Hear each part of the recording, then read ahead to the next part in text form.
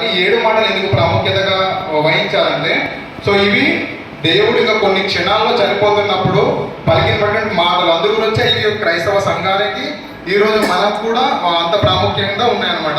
So ఎందుకంటే ఇంకా కొన్ని అంటే ఒక మనిషి కానీ చనిపోయేటప్పుడు అబద్ధాలు మాట్లాడాడు. అందుకని అంటే ఇప్పుడు ఇండియన్ మన ఏమంటారు మనకు రూల్స్ కూడా ఏంటంటే గవర్నమెంట్ కూడా ఉంది ఏంటంటే IA 32 క్లాస్ 1 అంటే చనిపోయే ముందు ఎవరైతే ఏ మాటలు కానీ ప్రతి ఒక్క ఏదైతే చెబుతారో అది 100% సత్యం అనమాట. అంటే కొన్ని నిమిషాల్లో వాళ్ళు చచ్చిపోతున్నారు కాబట్టి వాళ్ళు చెప్పేది పక్కా అని భావిస్తారు అనమాట. అందు గురించి సూసైడ్ అప్పుడు కానీ అంటే కొన్ని క్షణాల్లో చచ్చిపోతున్నప్పుడు ఎవరైతే ఒక వాంగ్మూలం ఇస్తారో అది చాలా చాలా ఇంపార్టెంట్. సో కాబట్టి ఇప్పుడు దేవుడు మనకి ఏం మాట్లాడుతుంది ఈరోజు అంటే మనకి ఇష్టమైన మాట. దేవుడు రెండో మాట ఏంటంటే లూకా సువార్త 23:42-43 చూద్దాం, సమయం తక్కువ ఉంది. సో ఆయనను చూచి యేసు నీవు రాజ్యంలోనికి వచ్చినప్పుడు నన్ను జ్ఞాపకం చేసుకోమనేను. అందుకు ఆయన వానితో నేడు నీవు నాతో కూడా పరదేశులు ఉందని నిశ్చయముగా నీతో చెప్పుచున్నా నేను. అంటే దేవుడిగా క్లైమ్ చేస్తుండు ఈ లోకం ఇది పర్మనెంట్ కాదు, చనిపోయిన తర్వాత ఒక లోకం ఉంది, ఆ లోకము నిత్యత్వం, అంటే ఈ లోకము కాకుండా ఇంకొక లోకం రాబోతుంది అని చెప్పేసి దేవుడే డిక్లేర్ చేస్తుండు. ఆయన చెప్పే మాటలు ఒక భక్తుడు ఇట్లా అన్నాడు, ఆయన చెప్పే మాటలు పిచ్చి మాటలు అయినా ఉండాలి, లేదంటే ఆ మాటలు పట్టించుకొని మనము పిచ్చలమై ఉండాలి. సో ఈయన అంటే మనుషులే చనిపోయేటప్పుడు అబద్ధం ఆడాలంటే సర్వశక్తి గల దేవుడు ఎలా అబద్ధం ఆడతాడు? సో ఆయన చెప్తుంది పక్క ఏంటంటే ఇంకొక లోకం ఉంది, ఆ లోకంలో పోవాలంటే ఏం చేద్దాం. ఇదే సందర్భము మత్తయ్య గారు కూడా కోట్ చేస్తారు. మత్తయి సువార్త 27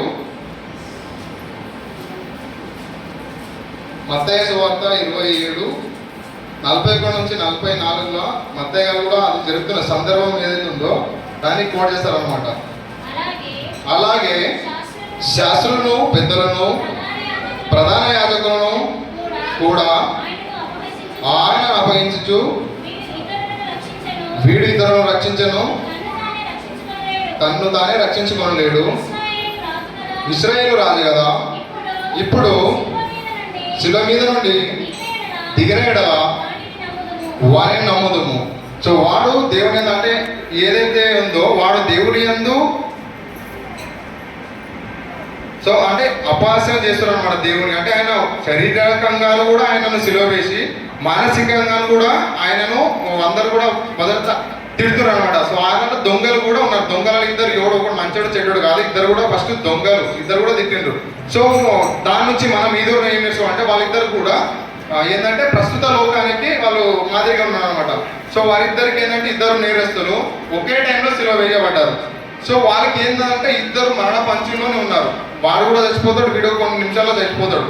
సో ఇద్దరు ఏంటంటే సిలువ అంటే సిలువ ఎప్పుడు ఎవరికి వేస్తారంటే అతి పాప పని ఎవరైతే చేస్తారో వారికి చేస్తారనమాట. సో వాళ్ళిద్దరికి ఎప్పుడు ఏం కావాలి? విడుదల కావాలి. సో విడుదల కావాలంటే ఒకడు విడుదల అంగీకరించి ఇంకొకరు అంగీకరించాలి. ప్రస్తుత లోకాన్ని కూడా రే మారాడ రెండో రాకడ దగ్గర ఉందిరా అని చెప్తా ఉంటే మీరు వండి, మీరు నమ్మండి, మీరు పరలోకం వండి, మేము నరకం పోదాం ఎగతారని అంటే సిలువను గురించిన వార్త చెప్పేటప్పుడు ఒకరికి ఎర్రితనంగాను ఇంకొకరికి అతని ఆశీర్వాదం అంటే ఒకడు మార్పులను ఒకడు మారగాసిండు. సో ఈ దొంగలను చూసి లేదంటే మంచి దొంగ వాడు తర్వాత మారిండు. సో తర్వాత మారిన తర్వాత యేసుక్రీస్తు రక్షకుడని ఆయన అంగీకరించినమాట. ఇంకోటి అంటే మార్పు అనేది సడన్గా కాదు. సో అంటే కొందరికి డౌట్ అంటూ రావచ్చు ఏంటంటే ఇప్పుడు బాప్తిసం లేనిదే వాడు ఎట్లా పోయిండు అంటే ఉండాలి కదా, బాప్తిసం తీసుకోవాలని దేవుడు చెప్పిండు. సో బాప్తిసం లేనిది ఎట్లా పోయిందని డౌట్ ఉండొచ్చు. దాని గురించి ఏంటంటే రోమ పత్రిక ఏమంటే రోమ 10వ అధ్యాయము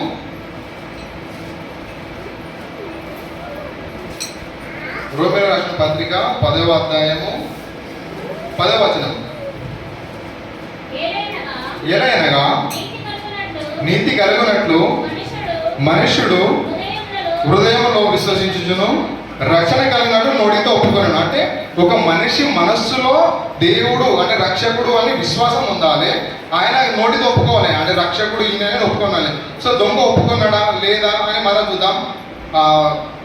దొంగ ఒప్పుకోవడం లేదు ఇప్పుడు. అంటే ఏంటంటే ఒక విశ్వాసి